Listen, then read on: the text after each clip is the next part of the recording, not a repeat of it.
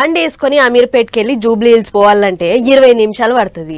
నడుమ ఎక్కడన్నా traffic jam అయ్యిందంటే ఈగింత late అవుతుంది. కానీ గీ మెట్రో వచ్చినాక చాలా మందికి హల్కగా అయింది. అట్లా ఎక్కుతుర్రు గిట్ల దిగుతుర్రు. 5-10 నిమిషాల తోవ అన్నట్టే అయ్యింది. పబ్లిక్ కూడా రూపాయి ఖర్చు ఎక్కువైనా పర్లేదు కానీ యాళ్ళకు పోవాలే అన్నట్టే మెట్రోలు ఎక్కి తిరుగుతుర్రు. అయితే అంత మంచిగానే ఉన్నది కానీ మెచ్చుకుంటే ఈచుకపోయినట్టే అవుతున్నది మెట్రో కథ. చూడుర్రి.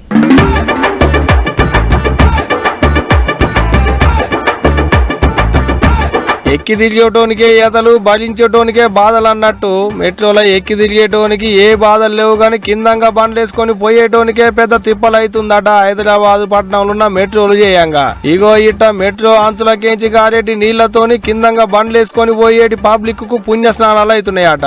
అంటే మెట్రో మీదంగా గారేటి నీళ్ల దారులు కిందంగా బండ్లేసుకొని పోయేటోళ్ళ మీద వడుతోని మస్తు తక్లీఫ్ అవుతుంది అంటారు పబ్లిక్. అగో చూడూరి ఎట్ట దారాలు పడి గారుతున్నాయో నీళ్లు. ఇట్ట ఒక కాడ 2 దుక్కులేం కాదు, ముసరంబాగు, ఎస్ఆర్ నగర్, ఎర్రగడ్డ మెట్రో స్టేషన్లల్లా ఇగో ఇట్ట గీమ్ ఓపెన్ లీక్ అవుతున్నాయట నీళ్లు. అన్ని దుక్కులేమో గాని ముసరంబాగు నుంచి వెళ్ళి దిల్సు నగర్ కెళ్ళ పోయేటితో వల్ల 1535 నుంచి 1537 పిల్లర్ల నెంబర్ల నడుమ ఇగింత ఎక్కువనే లీక్ అయి కారుతున్నాయట నీళ్లు. అయ్యి ఆయమన్న నీళ్ళో లేకుంటే డ్రైనేజ్ ఏమన్నా బోర్లి బయటకు వచ్చేటి నీళ్ళో ఏం పాడైందో ఏమో తెలియదు గాని ఈ నీళ్లతోని ముక్కులు బయలేటట్టు గబ్బు వాసన వస్తుందట.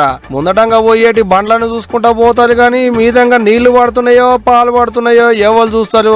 అట్ట పొద్దుగాల ఆఫీసులకు పోయేటోళ్ళు, పొద్దు మీకు ఆఫీసులు ఇడిచిపెట్టాక ఇంటికి పోయేటోళ్ళు అట్ట మెట్రో రైల్ స్టేషన్ కిందికి పోగానే యాంచి ఏ నీళ్లు పడతాయో అని ఒళ్ళు జల్లు అంటుందట పబ్లిక్ కు. పాపం ఆకార పుష్టి నైవేద్య నష్టి అన్నట్టు సూపరానికేమో మెట్రోలు గాని ఇగో కింద చూస్తేనేమో గీ కథ అవుతుంది. ఇప్పటికన్నా నీళ్లు గారకుండా చూసుకోవాలంటున్నారు మెట్రోల కిందంగా బండ్లేసుకొని పోయేటి పబ్లిక్.